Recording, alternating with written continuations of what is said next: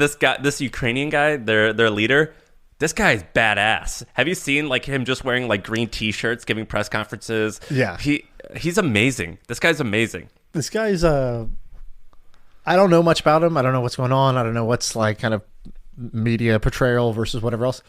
But the guy does come across like a goddamn hero.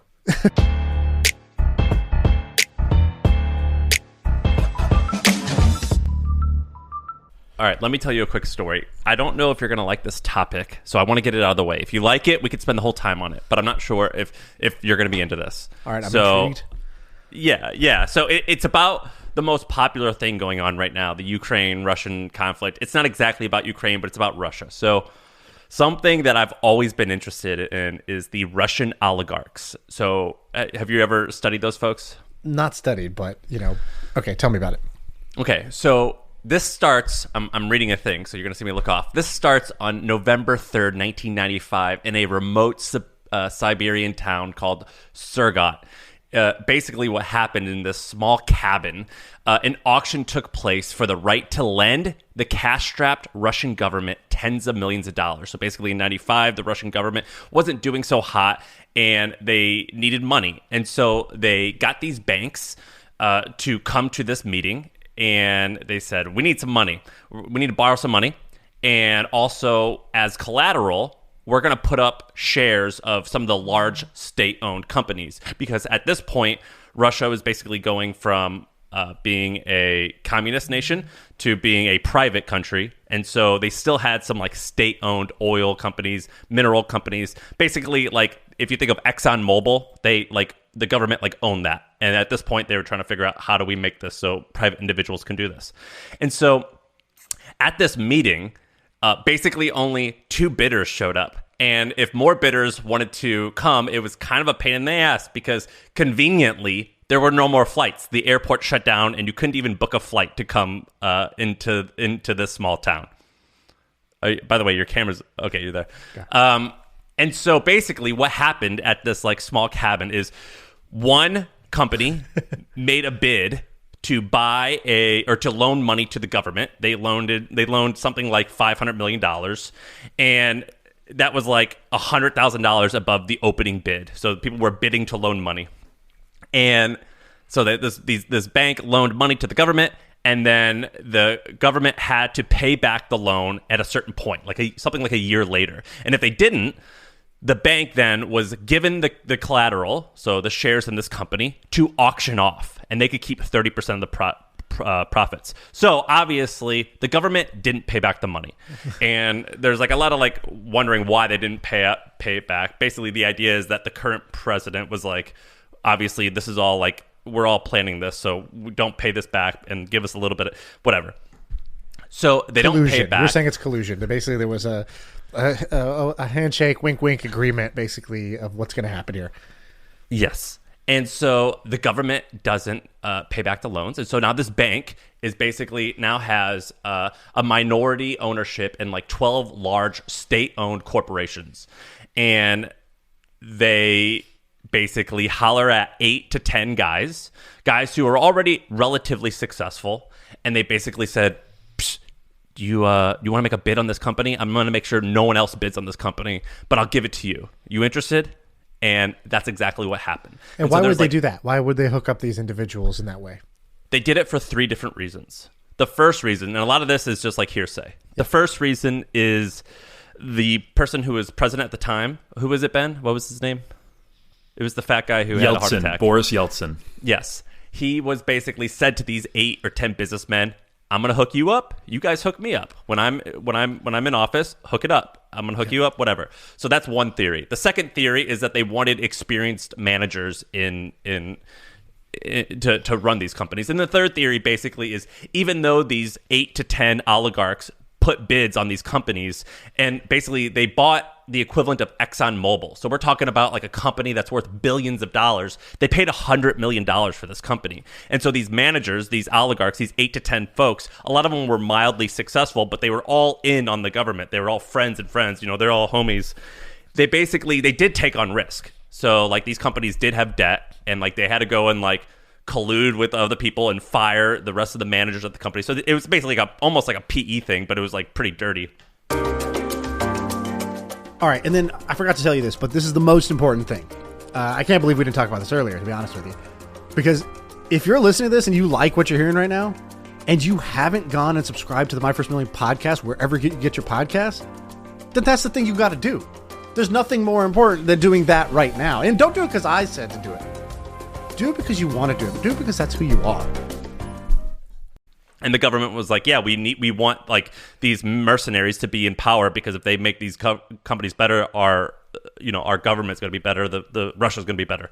And so they basically, profits after this whole deal, profits to these companies grow by 50x. Market caps go up by 100x. And so here's an example. The reason I got interested in this is there's this guy named Roman Abramovich. What's his name, Ben? How do you say his last name? I think it's Abramovich. We're going to call him Roman. So the fact Roman, that Ben even knows what the hell you're talking about right now is impressive, and he's like a part of your brain that's like outside of your body, and you're like, brain, what's that name? Oh, yeah, here it is. Roman's famous. Roman owns, we're just gonna call him Roman. He owns Chelsea, the soccer team. So he's like a famous guy, and he owns like this 200-foot yacht. He's like a big deal.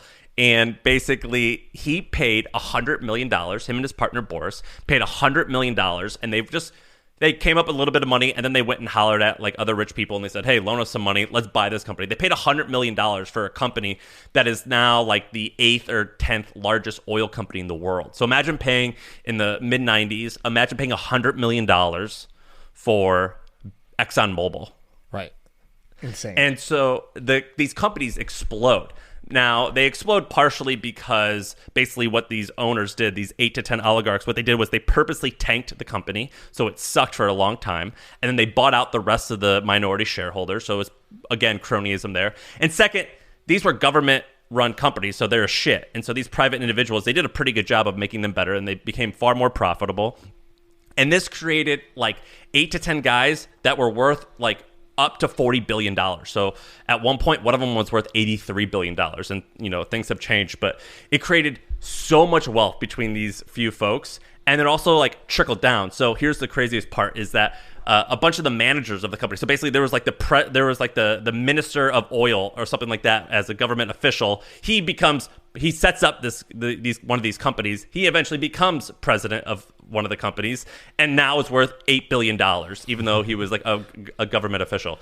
So I thought it was interesting because I actually wanted to read a book about these folks, because I'm like, oh, who's this like rich guy that owns Chelsea football? Let me like go and learn from him. And what I realized is like I pretty much can't learn from him. I mean, I could maybe learn some stuff, but like his process is not like replicable. I can't replicate it because he was like 38 and Russia had just fallen, and he basically turned $0 into, he's worth now like $20 billion, all through this cronyism. But I thought it was incredibly interesting. Have you not heard about these folks? I've never heard any of that in my life. It's crazy. It's like the Big Bang for like Russian rich oligarchs. It's like there was this one meeting and it kicked off this series of events that like, seems kind of unfathomable how that would be allowed to happen or just happen. But then they also consolidated power, right? Like didn't Putin basically like take all their money and consolidate all their power? Here's the second interesting part of the story, and I actually learned this from listening to Ben's podcast. So basically, Putin was considered like the anti-corrupt guy for a minute. Like when he was elected, he was like, I'm not going to stand for that nonsense. And he made an example of one of the guys, one of the billionaires. His last name starts with a K. I'm not going to try to pronounce it. It's a challenge. He put this guy in jail for 14 years. And he literally put him, and so in Russia, for some reason, they put you in these like cages, and you could like take pictures of these folks. Have you ever seen that, like a Russian serial killer picture or anything? Like, no. Wait, so it's like visible from the outside? You mean? Yeah, it's like the mugshot, but it's like literally a cage that sits on you, and people can come and like take pictures. It's weird. And anyway, this guy was worth at the time like $15 billion, and Putin arrested him for not paying taxes, things like that, and put him in jail for 14 years. And he goes to the other guys. He goes, you want that to happen to you? No? All right, let's play. And so a lot of people think that Putin is the richest man in the world. Right. And he owns one of the most expensive homes in Russia and in the world. It's like $1 billion, $2 billion house. And people are like, well, how'd you do that? And so a lot of people think... $1 billion house? Yeah, Ben was telling me all There about it. is It's a like $1 billion house. Wow, I didn't even realize that. It's It's got like it's a got skyscraper. It's yeah. It is like It's a this whole compound. complex. It's got private beaches. It's got like pools on pools. It's got guest houses. It's basically got a hotel on it. It's like a house is maybe not the right way to think of it, but it is a house. It's a private residence for Putin. But basically, like, there's no proof of this, but a lot of people, because even when the Panama Papers were released, they couldn't find Putin's accounts. But basically, a lot of people are like, well, so he made an example out of this one guy, and he went to the rest and goes, y'all want to play? Let's play. And now Roman, by the way, I was really hoping you'd attempt a Putin accent there. Kind of No, disappointed, not gonna lie. The story is good, but it's just missing that little something. I think Ben you could or do it, Ben but not giving me. it a shot. Ben, I think you have a little bit of the Russian twinge in your speaking. You could. Yes, they tell me I speak good in Russian accent. I will try. Is this like racist? Can I do this? Is this okay? I don't know. Don't worry. It's borderline. I don't think it's a race. We have the cancellation vaccination. You're allowed to do a funny accent here, and people. As long as it's Russian. If you're listening and you took that too seriously, just swipe over and delete the podcast and go on with your life. Yeah. And to wrap this up, basically, the way that these guys all work now is a lot of these oligarchs are part of like the peacekeeping, like they're helping Putin like negotiate peace. So like the way that this shit's intertwined is just bananas. It's crazy.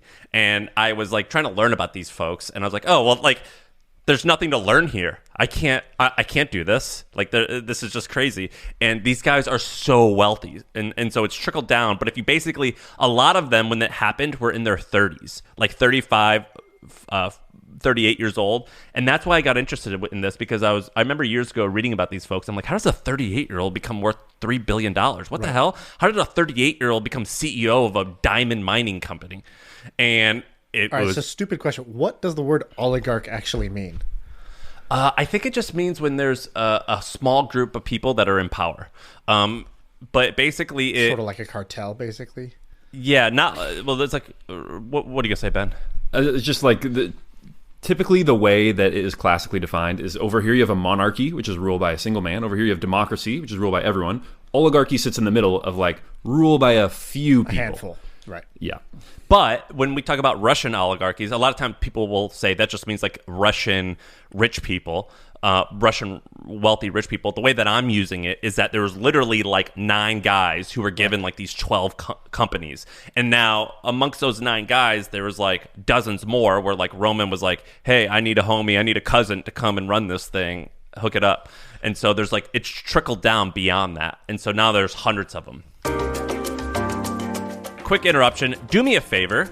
Scroll down, and you're going to see a link to The Hustle. So if you want to stay up to date on the tech and business news you need to know, check out The Hustle. It's a daily email. I used to help write it. I love it. So check it out. Scroll down below. I'm on a Business Insider news story about Putin's wealth right now, just because I wanted to see the $1 billion house. So the house, $1.35 billion. It's a crazy palace with 3 helicopter landing pads and stuff like that. But the thumbnail was Putin doing basically like a Bowflex. So he's like, you know, he's basically standing there. He's got both cables, and he's like clearly about to do like a peck fly. And that was the thumbnail they chose, not one of his palace or his cars or anything like that. They chose Putin wearing wearing cashmere sweats that cost $1,400, and then a matching top, which just looks like a Hanes t-shirt, for his workout outfit total, which was $3,200. And then it's just like every picture is hilarious. It's like him cheersing with a champagne. It's like only power photos, which is really funny. And keep in mind, this is a guy who, before this, he was in the KGB, so it's like the CIA of America. So This is a government salaried person for the last 30 years. So this is crazy. Yeah. Ben, how did you feel? So you did the How to Take Over the World episodes about Putin. And I called you up about this. I was like, Ben, re-release the episodes. A lot of people are curious about Putin right now. Release just re-upload them as new episodes. But you kind of researched this guy a lot. Can we talk about this like Russia-Ukraine thing for a second? Yeah, let's so do like, it. What's y'all's reaction to this? And I guess like, you know, the disclaimers is we're not experts. We're just friends talking about like, yo, do you hear what's going on? What'd you think about this? So Ben, what did you think? Because you've spent a lot of time reading about this guy. Yeah, my reaction is probably different from most people's. I think most people who listen to my podcast view it as like an anti-Putin podcast, like think it's pretty hard on him, and I think in some ways it is. It calls him out for some of the bad things he's done, including murdering people and like maybe doing a false flag domestic terror attack on the Russian people. So like it's not a pro-Putin podcast. Having said that, I think a lot of people's reaction has just been like, Putin is Hitler. He's going to keep marching through countries until we stop him. Like all he wants is more power, more territory. He's a megalomaniac who's doing this just because he's tripping. And I think that what they're missing a lot of the psychology of Putin of this is someone who was, as Sam said, a part of the KGB, right? So he's a part of the Soviet Empire when it's a big empire. He watches it fall from grace, and then he watches his country get looted in the mid to late 90s, and kind of says to himself, all right, well, America was supposed to come in and make the situation better. I'm never trusting these guys again, right? And so then he's watching Ukraine get pulled closer and closer into the European Union and NATO orbit and American orbit. And they're basically saying, okay, yeah, they're aligning with us, but that's their prerogative, and don't worry about it. We're not going to like invade Russia or anything. And he's basically saying, no, like that's his red line. I will never trust you guys again. And that doesn't make what he's doing right, but I think it is important to understand where he's coming from. So the motivation, so that we can make the right decisions. And what do you mean by America was supposed to come in and fix? What do you mean by that exactly? So you're saying post-World War or something? No, so it was essentially as the Soviet Union is coming down. I can't remember the name of it, but there was some essentially like committee with a bunch of Harvard guys who come into Moscow and are like, "Hey, we're the experts. This is how you do capitalism." Essentially. And initially there's like some optimism, right? Of, okay, well, America seems pretty great. The Soviet Union has not been great. And so we're excited about this capitalism stuff. And turns out they just wear the sweatshirts. Never went to Harvard. Got him. That's right. They were pulling a Ben. They were wearing the Georgetown Law sweatshirt, but they didn't go to Georgetown Law. So things the Russian economy really crashed during the 90s, and so that's what I'm talking about. Gotcha. Okay, so he's like, I've fooled me once, shame on whoever the fuck. Okay, so that was your reaction to this, as you were sort of thinking about that. Sam, what was your reaction as you kind of saw this all play out? My reaction. Let's talk about this from first of all, I was like, screw Putin, not a fan. But let's talk about from a business or like a management perspective. When I've seen all this go through or happen, I've been watching a lot of videos on Reddit, and admittedly, like that's a American website, so I'm trying to figure out like what the truth is. I'm seeing I'm seeing two things. One, I'm seeing videos of like POWs, Russian POWs, and there's like, I didn't want to be here. They go, we don't want to be here. We were tricked. We thought we were going to practice. We didn't know what was going on. And they also say, we thought you guys were going to welcome us with open arms. We thought that you were going to love us. What are you doing? Like, why are you being angry at us? And so I see, and they also show the tanks, and the tanks are shit. They're like from the 80s and 90s. They're bad. Like, and their weapons suck. And so I'm seeing like they were a little chubby, and like people don't have like nice haircuts like they do in like in American military. Like they're just like undisciplined. Like it just doesn't seem like it's like a well-oiled machine. That's what I'm seeing. And second, these are the most random observations about this whole thing. It's like Reddit videos of guys being like, I thought this was a practice war. That's what they've been saying, like these dude. Chubby fake soldiers in 1980s tanks. Like what are you talking I mean, look, like when you see that, you're like, oh, you're like I was afraid of you, but like maybe I shouldn't be. Like you're out of shape. And the second thing is this Ukrainian guy, their leader. This guy is badass. Have you seen like him just wearing like green t-shirts, giving press conferences? Yeah. He's amazing. This guy's amazing. This guy's I don't know much about him. I don't know what's going on. I don't know what's like kind of media portrayal versus whatever else. But the guy does come across like a goddamn hero. Right? Hero. Like, when you think of the word hero, what do you think of? It's like, the president who says, I'm not just ordering you to war. I'm going to the front lines. And by the way, this guy's the finance minister. He's here. This guy's, this is my press secretary. Here, hold this gun. You don't know how to do it. You have it backwards. Doesn't matter. Stand here. And like basically sending out a video being like, hey, Putin, go fuck yourself, or like bring it on, basically. Like the only thing cooler he could have done is if he was like, Putin, meet me at the border, you and me, unarmed, hand-to-hand combat. You win, you get my country. I win, I get your country. That's the only one level up this guy could have done as far as being, the real life Macho Man Randy Savage, which is kind of the way he was coming across as like a real hero, brave, like very brave. Incredibly. And what I'm learning, what I'm trying to, when I watch the news, I try to figure beyond like this is bad and I want to help.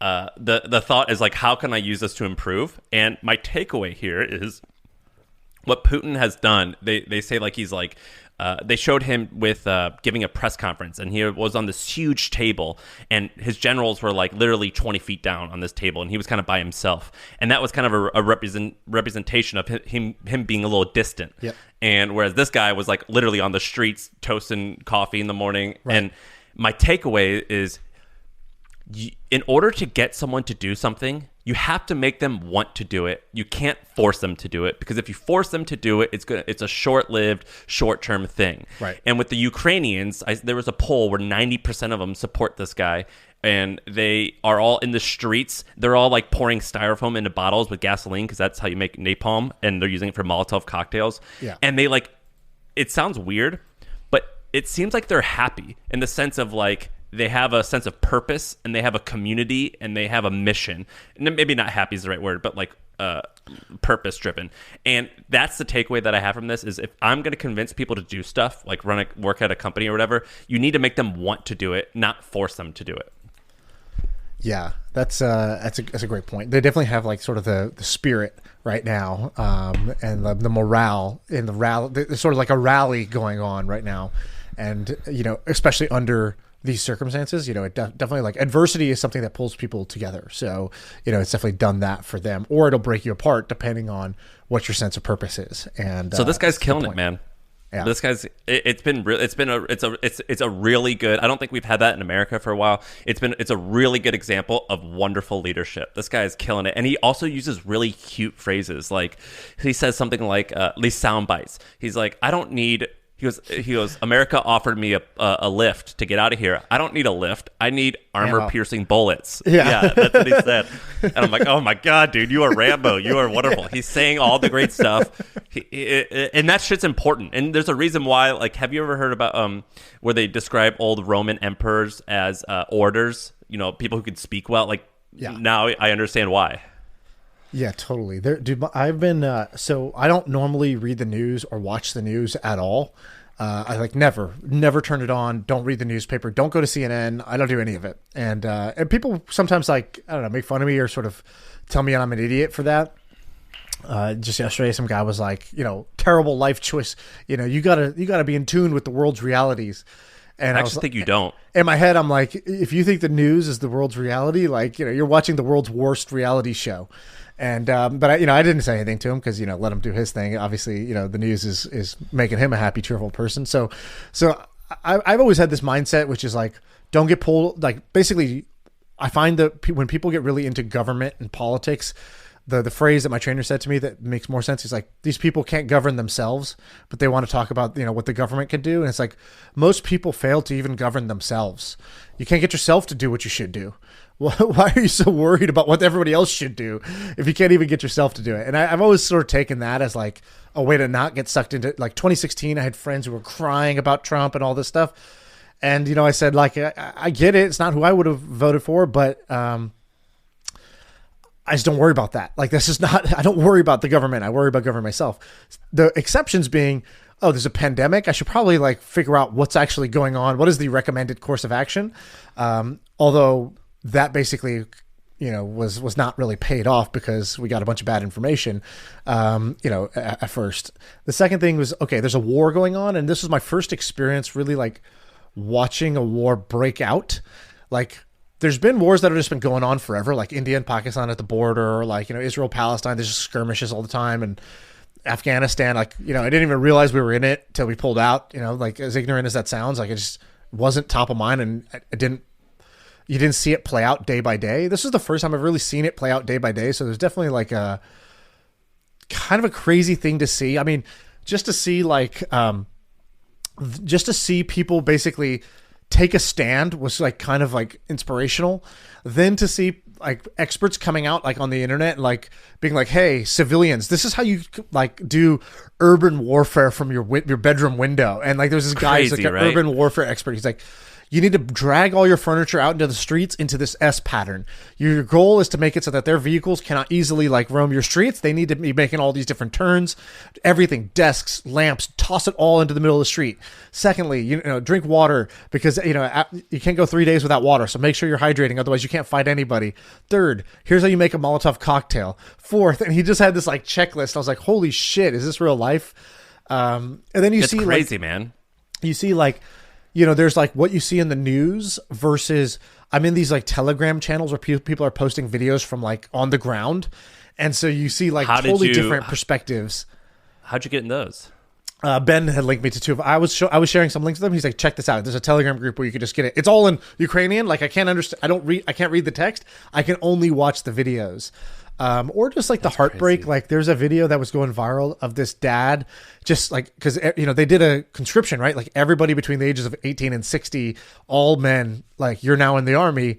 And, there's his dad saying goodbye to his daughter, like knowing he may not ever see her again. And she doesn't understand. She's like a 4-year-old kid. And like, I have a 2-year-old daughter. So that was just like, you know, I was just like, you know, shattered by that.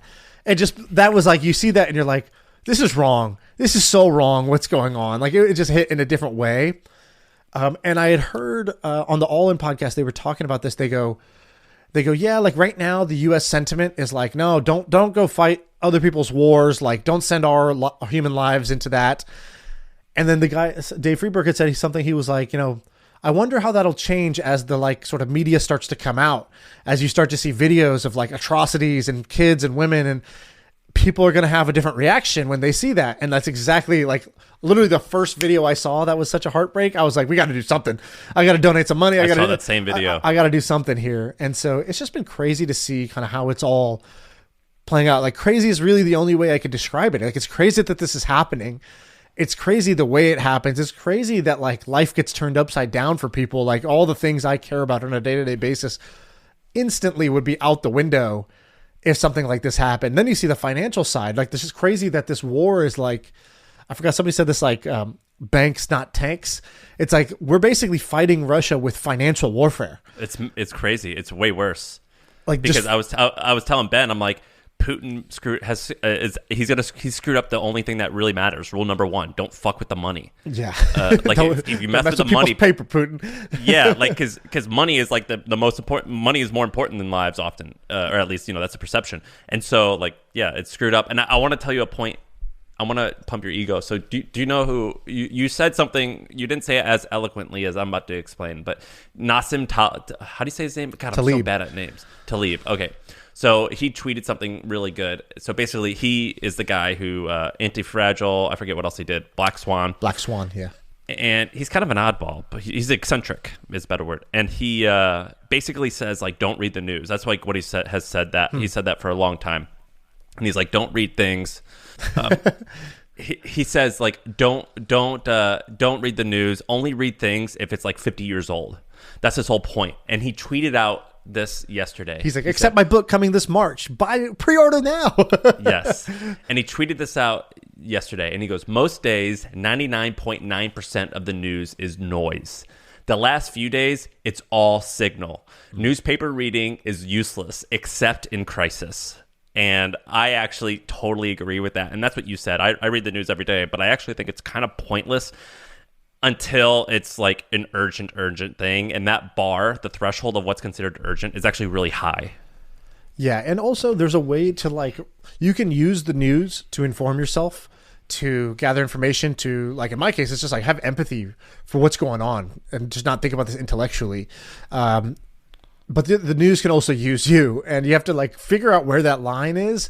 Are you using the news right now to gather what you want to gather, or is the news using you as like eyeballs that they're going to drain for the, like, you bet your ass, like, Fox and CNN, every news channel, like, this is their, like, I'm not saying they don't care about what's going on, but this is their payday, right? This is when they get their spikes. This is when they say, we have 24/7 news coverage. Stay here. Don't move. Don't change the channel. We are going to send you drip by drip, play by play updates. And it's like, that's actually not the healthiest, like, most productive way that you can live your life, is by like getting hooked onto their 24/7, play by play update of this war. So, that's the kind of like caveat. So this is the last point I'll make, but basically one of my heroes, he's on my wall here, you can't see him, is Ted Turner. And Ted Turner started CNN. I think he started it in like 1981, but it was kind of a failure. It lost a lot of money until 1989, 1990, when when Iraq invaded Kuwait. And the reason why is he sent over a bunch of news stations, news reporters, and it was one of the first times that a news reporter could, because of technology, could film something and it be aired live. And so it was one of the first war that was viewed live. And it changed people's sentiment of the war, and it made CNN a huge company that one year.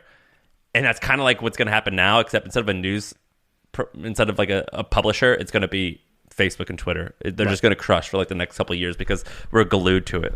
And dude, there's can I give you the kind of like the finance or crypto angle of what's going on here? So basically the West is doing this like financial warfare, and they're like, okay, economic sanctions. So we're going to make it hard to trade. We're going to make it hard to buy and sell goods. And then they're doing a form of like, they froze them out of SWIFT or kicked them off of SWIFT. Okay. So now you can't do international transfers. And then they froze the central bank assets, which was like the craziest move. That was the financial nuke. So that was where all of a sudden, they had $650 billion of reserves, and they needed those reserves. Why? Because their local currency is crashing. So I think the ruble lost what was it, like 40% in the last day? That's crazy. So the average citizen is the one who's paying the price, right? Putin basically attacked his own citizens here because the currency is crashing. Nobody wants to hold this currency anymore. There's a bank, people are lined up to get money out of the bank. So normally the way the government props up their currency to prevent it from spiraling to zero is they will buy it back using their reserve assets. They hold dollars, they hold euros, they hold gold, they hold some crypto, and they'll use that to buy back the ruble. But because it got frozen, they can't do that. And so that's going to cause the currency to go downfall. So I think this time crypto is not going to play as big of a story, but you kind of have to bet that any country out there who's watching this is probably going to say, well, we probably don't want the U.S. to be able to just freeze all our assets. So why are we holding the dollar as reserve? Why are we holding any currency that one country or an alliance can basically freeze our assets or cut us off or take us out of the banking system? So I think you're going to see a pretty big move first by, the quote unquote bad guys, basically first by the folks that are afraid of the West to get out of the dollar and get more heavily into crypto, because this is a wake up call. Oh, wow. They would do this. They'll cut us off completely. They'll freeze our accounts. And so I think in the next few years, you're going to see different regimes like switch over to digital currencies that can't be controlled by any one country. For a bunch of uneducated dumbasses, I think we did pretty good with this one. Yeah, we probably just said one thing, or maybe it's Ben's Russian accent. Like that'll be where everyone just decides, we're assholes and cancels us. But other than that, whatever. I think it's good. If you don't have anything else. I thought the Ukraine stuff was awesome. Do you agree, Ben? Yeah, I thought it was really interesting. I thought this is the most interesting news story. This is all I want to talk about. So I thought it was interesting, and I think it's cool. I think it's cool that we actually talk about it on this channel. It's funny, dude. So people don't want it either way. So if you don't talk about it, it's like, dude, how are you not talking about this? What do why are you think your thing is important? There's a war going on. Like I tweeted something else out. I was like, oh, this is really cool how this is happening. It's some tech thing. And this guy's like, bro, kind of insensitive, don't you think? There's a war happening. I was like, oh, am I just supposed to not speak about anything else? Okay. And then you talk about the war. It's like, oh, now you're a war expert. Well, you wrote something in the Milk Road that was great. You said, I think the opening line was, we're not going to mention the Bitcoin price today because it's not really that important.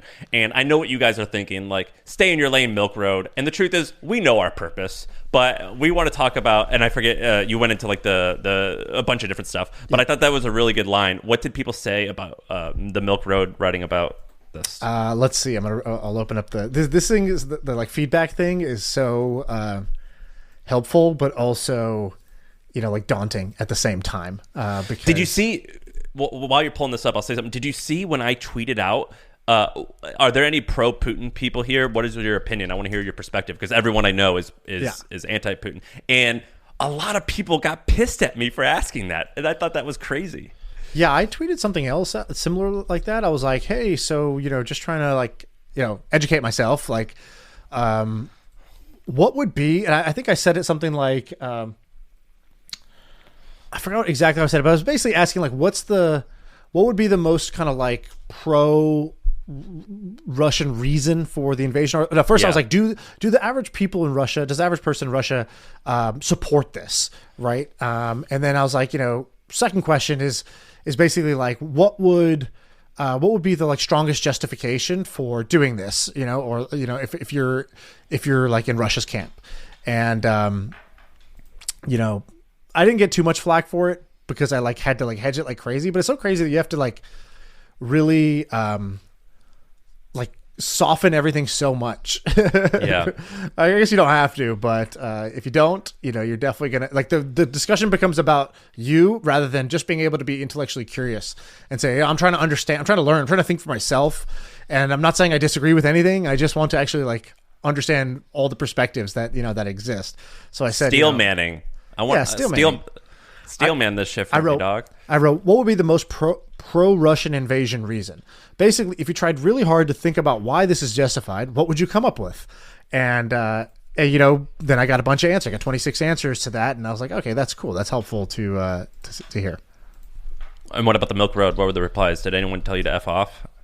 I'm opening it up. What did they say Almost to LeBron James?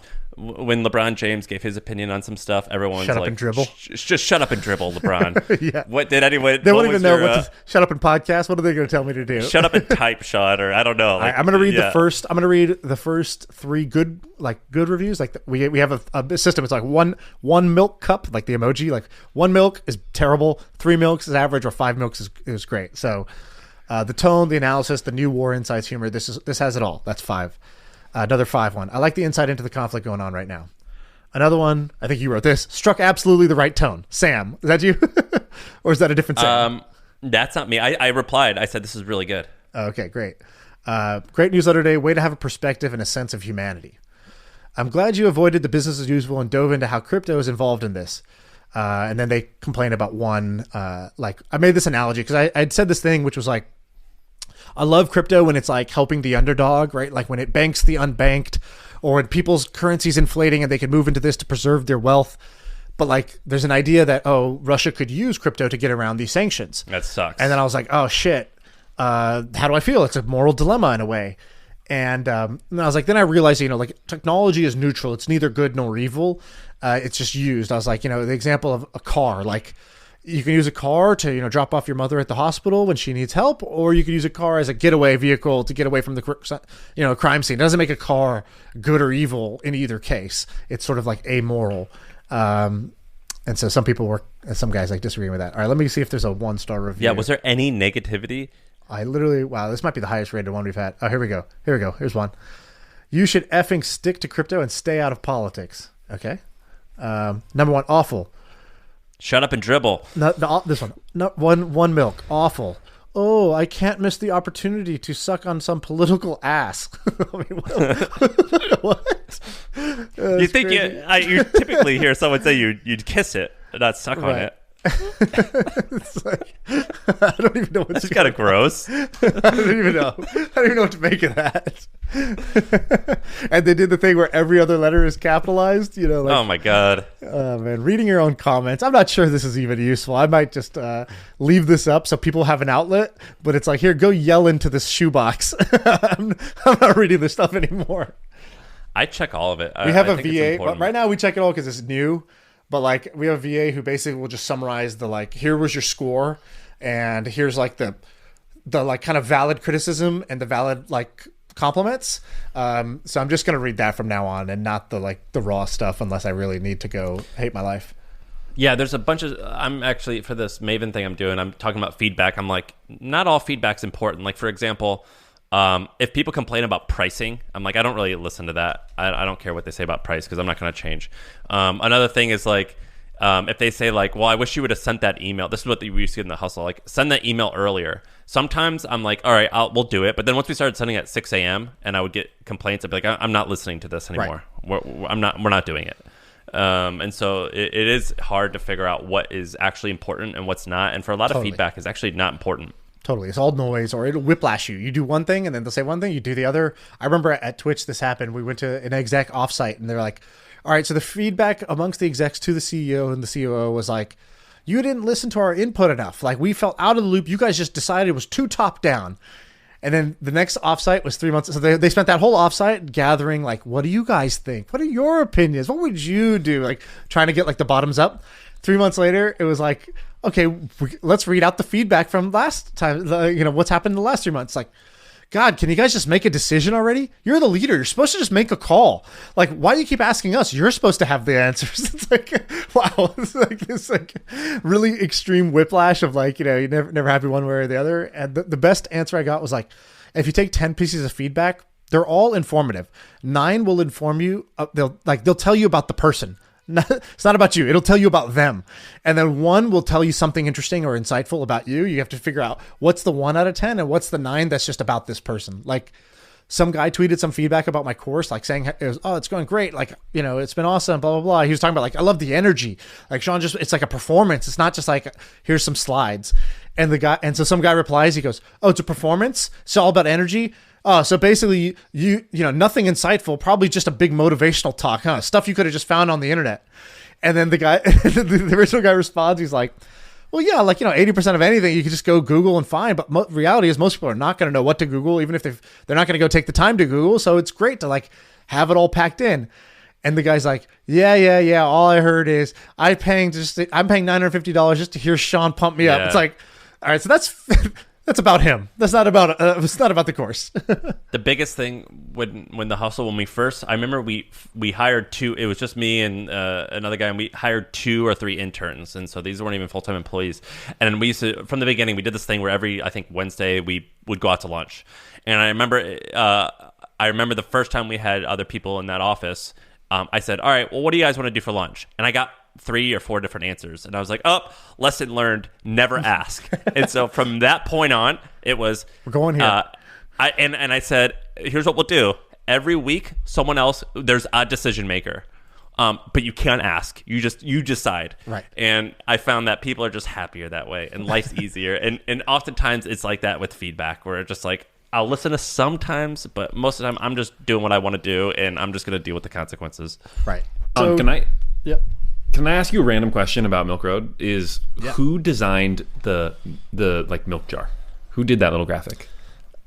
I don't know. Ben got that made, or he found that somewhere. I think he got it made from. There's a guy who we featured their DAO. So it's pretty cool. There's a bunch of designers that got together in this DAO. I think it's called Vector DAO, and it's basically like high level designers, and they basically created a ad hoc agency.